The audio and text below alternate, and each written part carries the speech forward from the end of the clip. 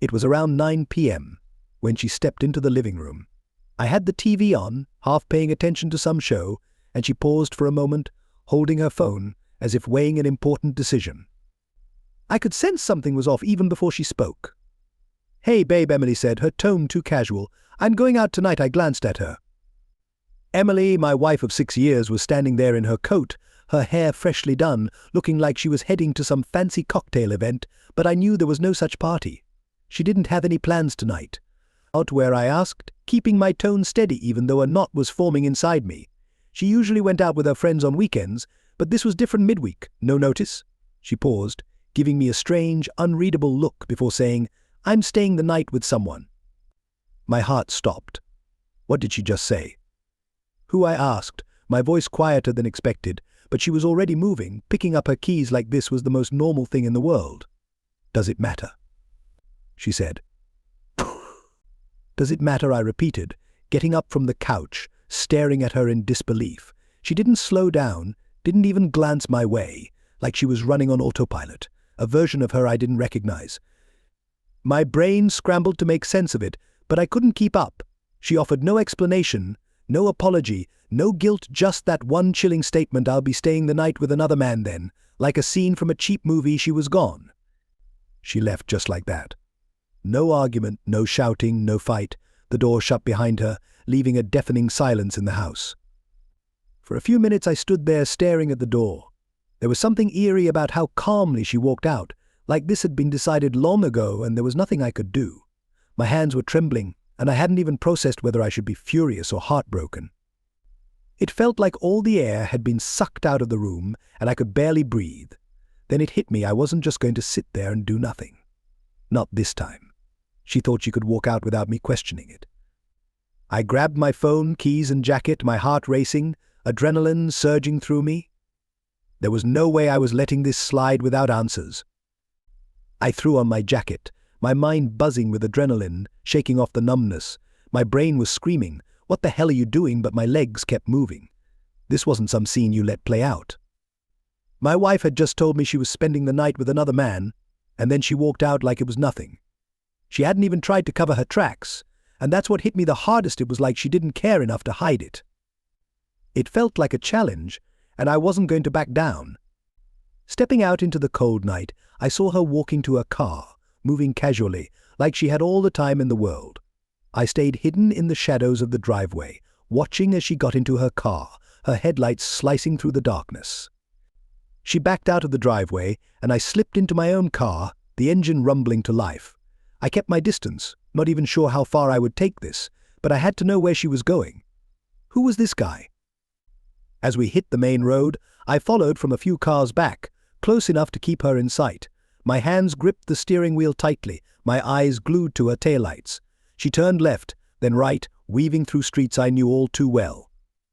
A part of me hoped she was just going to a friend's house, that this was some twisted misunderstanding. But when she pulled into a hotel parking lot, everything inside me turned to ice. I parked a few rows back, keeping the engine running as I watched her through the windshield. She got out, casually checking her phone, heading for the entrance without a second thought. No hesitation. She didn't look back, not once. The lights from the hotel cast long shadows across the parking lot, and I felt my chest tighten, like the walls of my world were closing in. I sat there, frozen, my mind racing. Part of me wanted to run in, grab her, demand answers, but another part wanted to sit there, take a deep breath, and figure out what had gone wrong. How had we ended up here, in a hotel parking lot, with my wife meeting some stranger like our life together meant nothing to her? Just as I was about to make a move, I saw him. A man walked out from the lobby, tall, broad-shouldered, clean-cut, probably in his early 30s. He had this stupid grin on his face, and there she was, walking straight toward him. They hugged, standing way too close for it to be anything innocent. My stomach turned, the nausea rising as I watched them like a stranger in my own life. This wasn't Emily, this wasn't the woman I thought I knew. This wasn't us. And then, without a second glance, they disappeared into the hotel together. For a moment I thought I might black out from the fury boiling inside me, my fists clenched around the steering wheel so tightly that my knuckles turned white. Everything I had ever believed about our marriage had just been ripped apart. This wasn't some drunken mistake or misunderstanding. This was premeditated. She had walked out on me to meet another man at a hotel, cold, calculated, and without shame. Before I knew what I was doing, I was out of the car, slamming the door behind me. I marched straight toward the hotel entrance, my legs moving faster than my mind could keep up with. I didn't care about being quiet or sneaky anymore. What was the point? They were inside together, and I was going to end this. The hotel's automatic doors slid open with a soft whoosh, but my heart was pounding so hard that it drowned out the noise. I stormed past the front desk, ignoring the receptionist's polite "Can I help you?" and headed straight for the elevators. They'd gone up, I was sure of it. I didn't know which floor, but I knew Emily. She'd booked something on the top floor, trying to make it feel special. And then it hit me this wasn't new for her. The calm way she had left, the confidence in meeting this guy, it felt rehearsed, like they'd done this before. The realization made my blood boil even hotter. I jabbed at the elevator button repeatedly, as if that would somehow make it move faster. Finally, the doors slid open, and I stepped inside, feeling that eerie calm you get just before doing something you know will explode. The silence in the elevator was suffocating, each floor passing slowly, every ding stretching out the tension building in my chest. When I reached the top, I stepped out, the long, dim hallway before me too quiet. My heart pounded against my ribs, but my mind was locked in, focused on one thing: I was going to confront her. There was no way I could go home and pretend like this hadn't happened. I couldn't unsee what I had just witnessed. I walked down the hallway, my footsteps heavy on the carpet, and with each door I passed, something inside me snapped. I wasn't sad anymore. I wasn't hurt. I was livid. It was the kind of fury that burns through any rational thought. She had lied right to my face, grabbed her things, and walked out of our home to be with another man without the slightest bit of remorse. The worst part? She didn't care that I knew. The smug, dismissive way she had told me, like I didn't matter at all, echoed in my head. I reached the end of the hallway and stopped in front of room 812. I stared at the door, my breath coming fast and hard. I knew they were inside. I could almost feel the betrayal radiating from behind that door, and I clenched my fists, fighting the urge to kick it down. But I wasn't going to make a scene, not yet. Not until I saw the look on her face. I knocked hard, the sound echoing down the hallway, and for a moment I wasn't even sure what I'd say. Maybe I didn't need to say anything. Maybe just seeing me at the door would be enough to blow her world apart. I heard movement inside, and my pulse quickened. A few seconds later, the door cracked open, just enough for me to see her Emily. Her eyes widened the moment she saw me, and there was no mistaking it, she was caught. But instead of guilt or shock, her face twisted into something unexpected: irritation. She didn't even open the door fully, just stared at me through the small gap, like I was some kind of inconvenience she hadn't planned for. "What are you doing here?" she asked, her voice low and sharp, as if I was the one who had crossed a line. "What the hell am I doing here?" I shot back, my voice rising. "What the hell are you doing here?" She rolled her eyes, like I was some clueless fool interrupting her day. "I told you where I was going," she said, still holding the door half closed.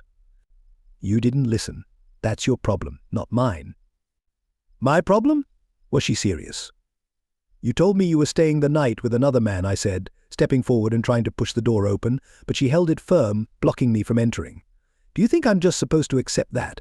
That I'll sit at home while you're here doing?" I couldn't even finish the sentence, my throat tight with disgust. Emily sighed, as though she was already exhausted by the conversation. "Look, it's none of your business. I don't owe you an explanation." I couldn't believe the arrogance, the sheer lack of any remorse. She didn't even try to deny it, didn't attempt to spin some excuse. No lies, just cold, indifferent truth. My blood boiled and I pushed harder on the door. She finally stepped back, letting it swing open.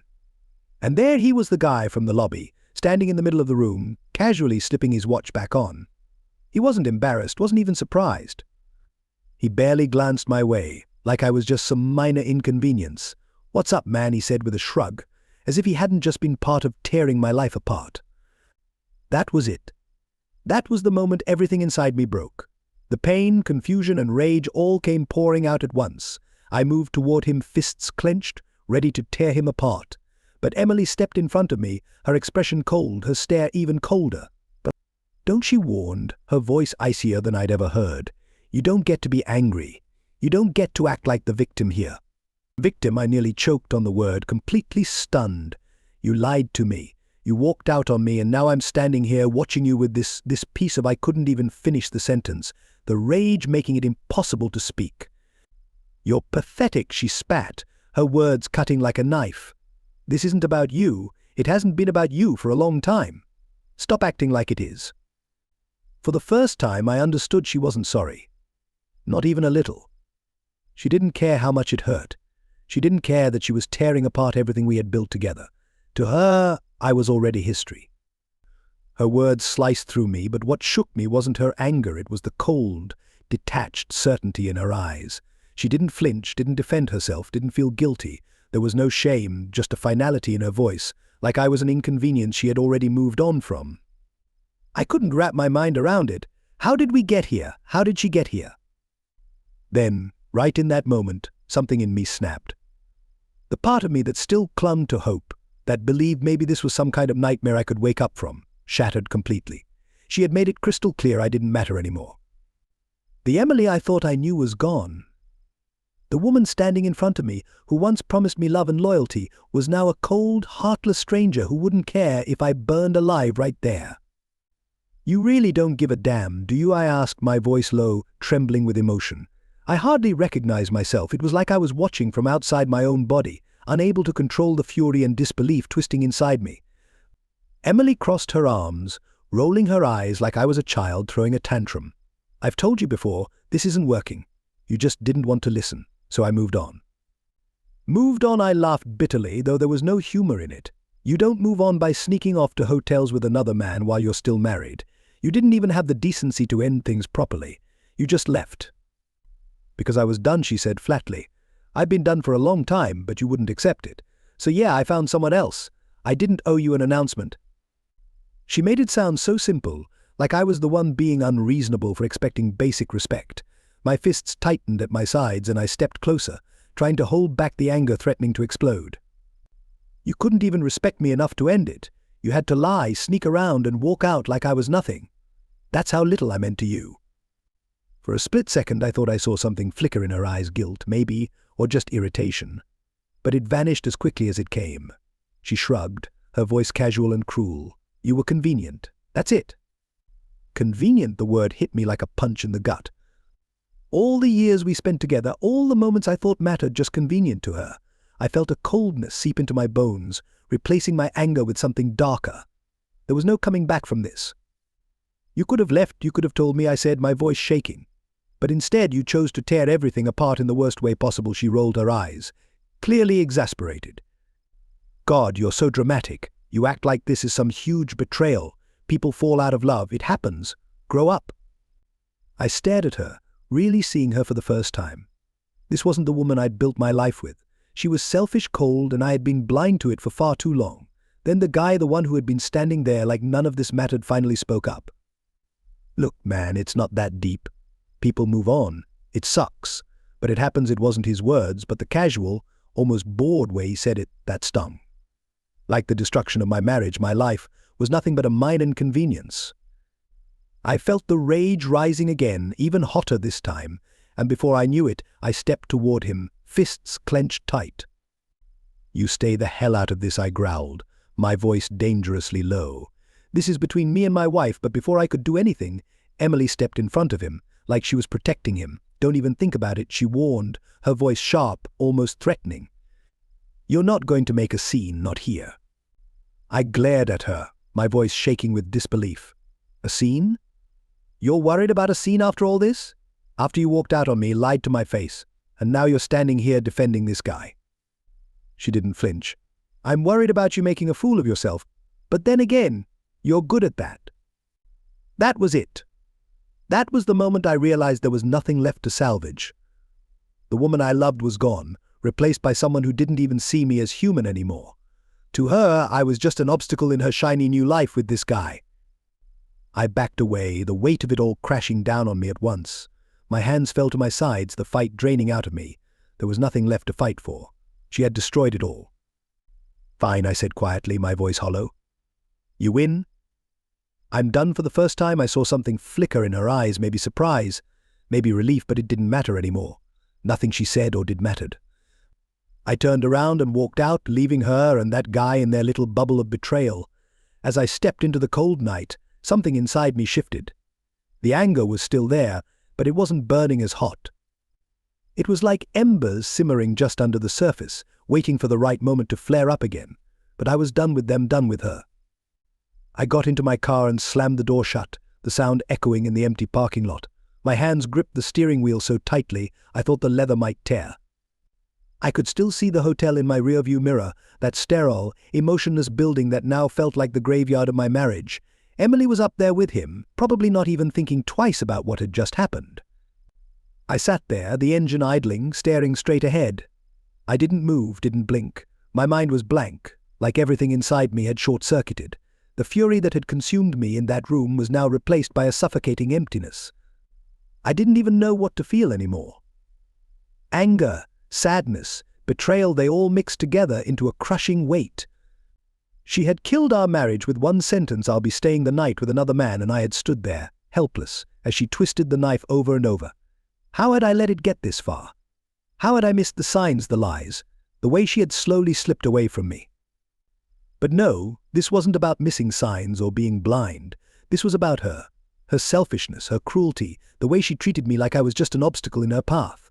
She had walked all over me, and I had let her, but not anymore. Something changed in me the moment I walked out of that room. The sadness, the pain, the loss, they were all still there, but now there was something else, something colder. I pulled out my phone and stared at the screen. Part of me wanted to call her parents, tell them exactly what their precious daughter was up to. But then I realized I didn't care about them either. I didn't want anyone's pity. I didn't want people telling me how sorry they were for me. No one could fix this. No one could make it right. Instead, I scrolled through my contacts and landed on the one person who had always been brutally honest with me, my best friend Jason. He had seen through Emily long before I had, and I hated that he had been right all along.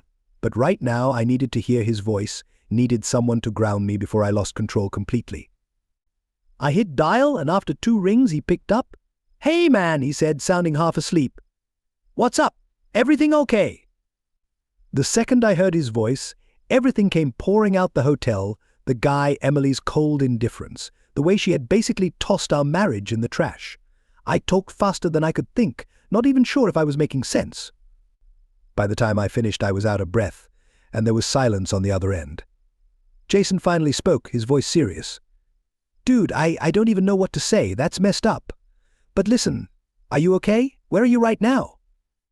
"I'm in my car. Outside the hotel. I didn't know where else to go." He paused, and I could almost hear him thinking, "You need to get out of there. Right now. Don't sit outside that place, man. It's just going to mess with your head more. Come over. We'll figure this out. But first, get the hell away from that hotel." I knew he was right. Sitting there, staring at the place where she was betraying me, wasn't going to help.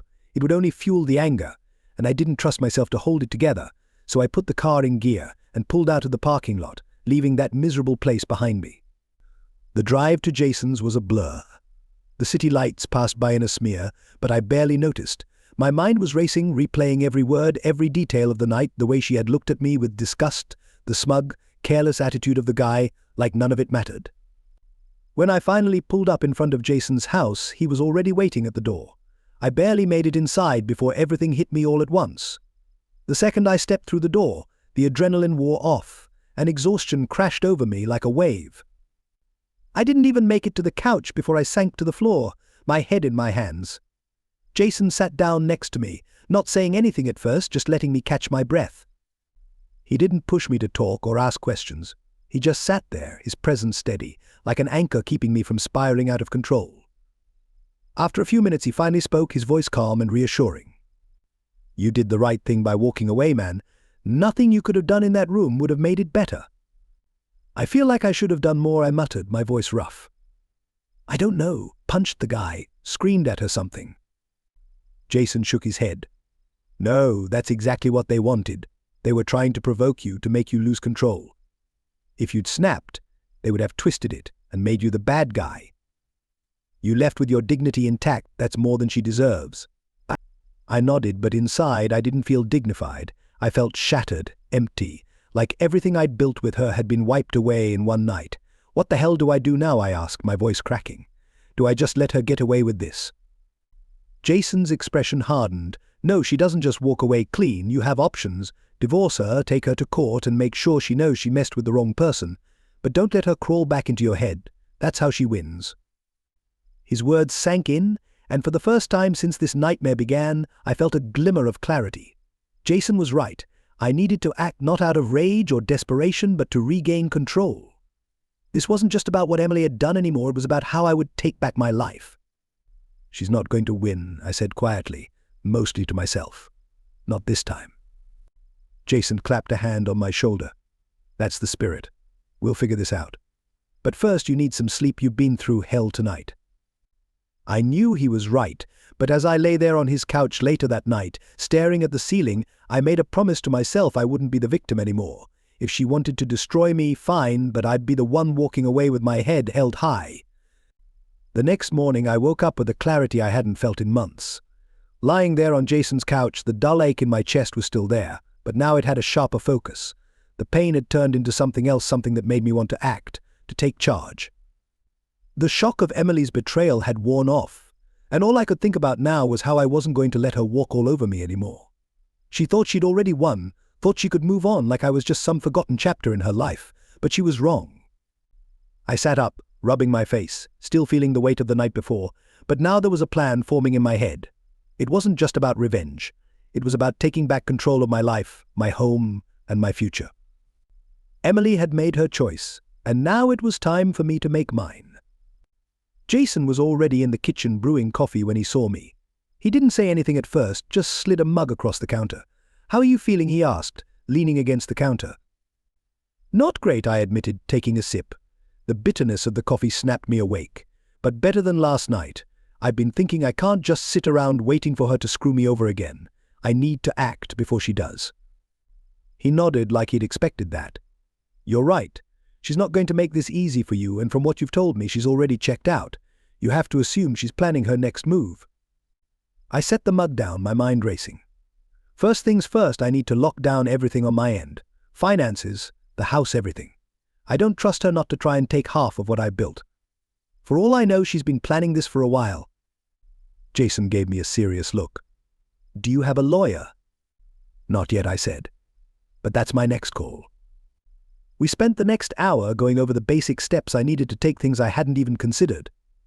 Jason had always been practical, and right now that's exactly what I needed.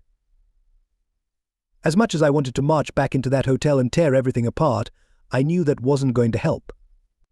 If Emily was going to be cold and calculated, I had to be twice as smart. As soon as Jason left for work, I made my first call to a divorce attorney. The conversation was short and to the point. I didn't tell the lawyer everything, just the essentials. I needed to file for divorce immediately, protect my assets, and make sure Emily didn't get her hands on anything else. She'd made it clear she didn't care about me, so I wasn't going to play fair. After I hung up, I felt an odd sense of calm. It was like I had finally taken my first real step toward moving on. I wasn't just reacting anymore, I was making the first move, and that felt good. It felt like I was finally getting a grip on things, like I wasn't drowning in the chaos she'd left behind. But as focused as I was on protecting myself, there was one more thing I needed to do, something personal. I wasn't just going to fade away from her life like she expected. Emily was going to feel this the way I had felt it last night. I grabbed my phone and pulled up her number, hesitating for just a second before sending her a text. It was short and direct. "I filed for divorce. You can stay with him." It felt like a punch I'd been holding back, finally landed. I imagined her reading it, sitting next to that guy, thinking she'd gotten away with everything, only to have her little world interrupted. I wasn't going to be her safety net anymore. She could have her new life, and her new man, but she wasn't getting any more of me. The minutes passed with no reply. Fine by me, the silence was almost more satisfying. That evening I went back to the house. I knew she wouldn't be there yet. She was probably still with him, pretending like nothing had changed. But everything had changed. As I walked through the door, the place felt different, empty, but not in a bad way. It was as if the weight of her presence had lifted. The suffocating tension that had filled our home for months was finally gone. I went from room to room, gathering up anything of hers still lying around, her clothes, her books, all the little knick-knacks that cluttered the space. I threw them into a box, and with each item, I felt a weight lifting off my chest. This was my space now. I was reclaiming it, piece by piece. As I packed the last of her things, my phone buzzed on the counter. A text. I knew it was her before I even looked. It was Emily. We need to talk. I stared at the screen for a long moment, feeling a strange sense of satisfaction. Now she wanted to talk. Now that I had made it clear I wasn't playing her game anymore? Too late for that. I didn't respond. I wasn't going to give her the satisfaction of thinking she could manipulate me again. Let her wonder, let her squirm about what my next move would be. She had no control here anymore. I set the phone down, grabbed the box of her things, and headed for the front door. I wasn't going to let her belongings sit in my house for one more minute. I was finished with her, the lies, the betrayal, and the games. I was ready to sever every last connection if that's what it took. And as I threw the box into my car's trunk, I felt it my first real taste of freedom. She wasn't going to win, not this time. I drove across town with her stuff rattling around in the trunk, the streetlights passing by like silent spectators. My hands gripped the steering wheel tighter than necessary, but it was the only thing keeping me grounded. Emily's text, "We need to talk," kept replaying in my head like a mocking echo. Now she wanted to talk. Now that I had filed for divorce, I wasn't stupid. This wasn't about making amends. She wasn't sorry. She never would be. This was about control, about trying to regain the upper hand now that she realized she was no longer in charge. But I wasn't going to let her drag me back into her game. I had made my choice. I was done being her pawn. The plan was simple: drop her stuff off at her friend Claire's place. Claire lived about 10 minutes away, and I figured Emily would end up there sooner or later. Claire always had her back, no matter how messed up things got between us. They had that kind of bond where loyalty came before morality. I didn't care. Claire could take all her stuff and keep her away from me. When I pulled up in front of Claire's house, I grabbed the box from the trunk and carried it up to the porch. It felt heavier than I expected, like it held the weight of everything I was leaving behind. I rang the doorbell and waited. A minute passed, then another.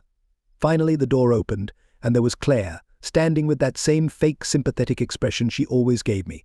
She probably knew everything, maybe even before I did. "Jake," she said softly, her voice taking on that pitying tone, like I was some wounded animal. "What's going on?" "I'm done," I said, cutting straight to the point. "Here's her stuff. Make sure she gets it." Her eyes flickered between me and the box. "You're really doing this? You're just walking away?" I almost laughed. Walking away. If only it had been that easy. She made her choice. I'm just cleaning up the rest of it. Claire hesitated, as if she wanted to say something but thought better of it. "I'll make sure she gets it."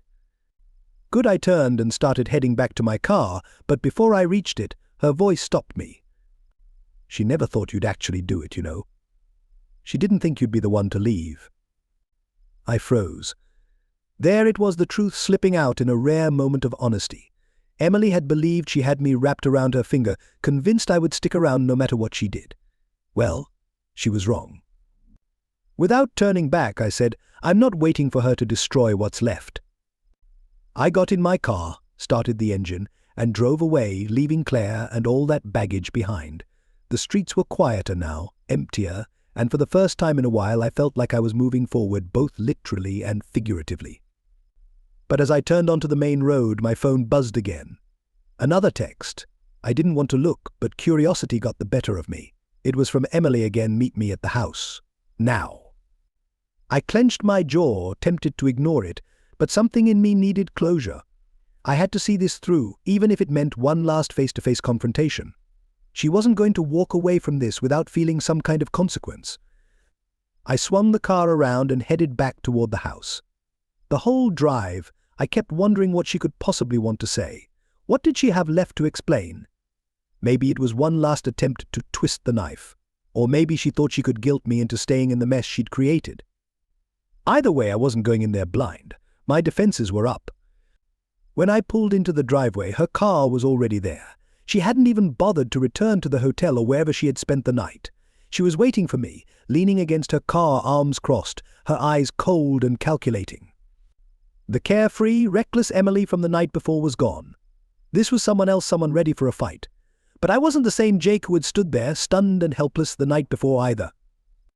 I got out of the car, slamming the door harder than I needed to, and walked up to her.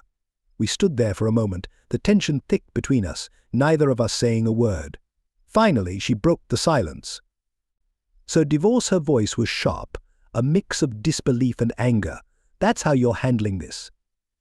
I looked her in the eye, completely unfazed. "What did you expect?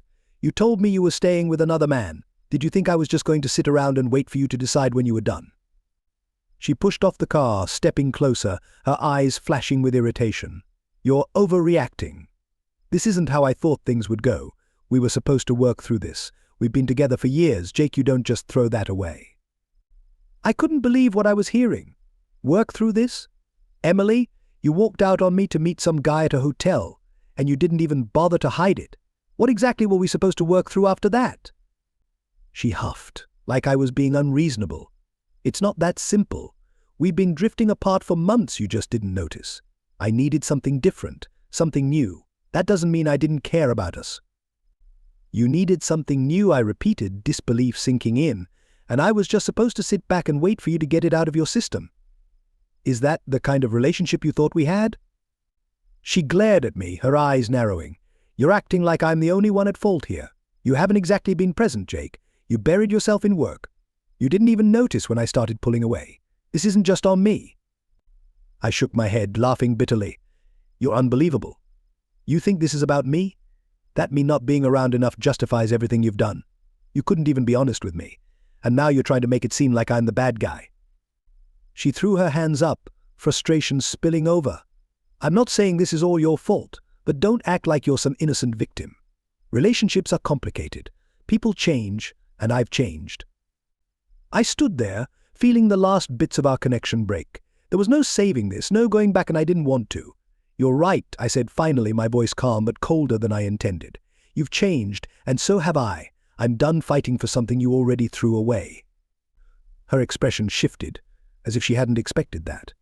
For a brief moment she almost looked vulnerable, like she realized she had misjudged the situation. But I wasn't falling for it again. This was the end, and I wasn't backing down. "So what now?" she asked, her voice quieter, almost uncertain. "Now," I said, looking her square in the eyes, "you pack your things and move out. We're done, Emily. For good."